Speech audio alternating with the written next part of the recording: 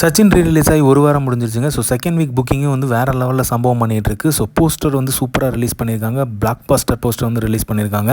So இந்த படத்தில் சச்சின் பார்க்கும்போது அன்சீன் சச்சின் பிக்சர் மாதிரி இருக்குது. தளபதி வந்து கிரிக்கெட் விளையாடுற மாதிரி இருக்கும். பட் ஆனால் இந்த போஸ்டர் பார்க்கும்போது பழைய கில்லி போஸ்டர் மாதிரி இருக்குது. ஸோ சச்சின் போஸ்டர் இந்த போஸ்டர் வந்து பார்க்காத போஸ்டர். ஸோ இது எல்லாருமே வந்து பயங்கரமாக ட்ரெண்ட் பண்ணிகிட்டு இருக்காங்க. அதே மாதிரி செகண்ட் வீக் வந்து பிளாக் பஸ்டர் புக்கிங்காக இருக்குது. முக்கியமாக பார்த்தீங்க அப்படின்னா இந்த சாட்டர்டே சண்டே புக்கிங் வந்து வேறு லெவலில் இருக்குது. தளபதின்ஸ் யாரெல்லாம் மிஸ் பண்ணாங்களோ ஃபஸ்ட் வீக்கு இப்போ வந்து பார்க்கறதுக்கு ரெடியாக இருக்காங்க போல். ஸோ அதனால் புக்கிங் வந்து பயங்கரமாக இருக்குது. முக்கியமாக வந்து தேட்டர் மெட்டீரியலாக மாறி இருக்குது. எல்லாருமே வந்து கான்செப்ட் மாதிரி வந்து இப்போ கொண்டாடிட்டு இருக்காங்க. அந்த அளவுக்கு சச்சின் படத்துக்கு வந்து ஒரு மாஸ் கிரியேட் ஆகிருக்குது. முக்கியமாக பார்த்தீங்கன்னா சாங்ஸுக்கு வேறு லெவலில் செலிப்ரேட் பண்ணிகிட்டு இருக்காங்க எல்லாருமே.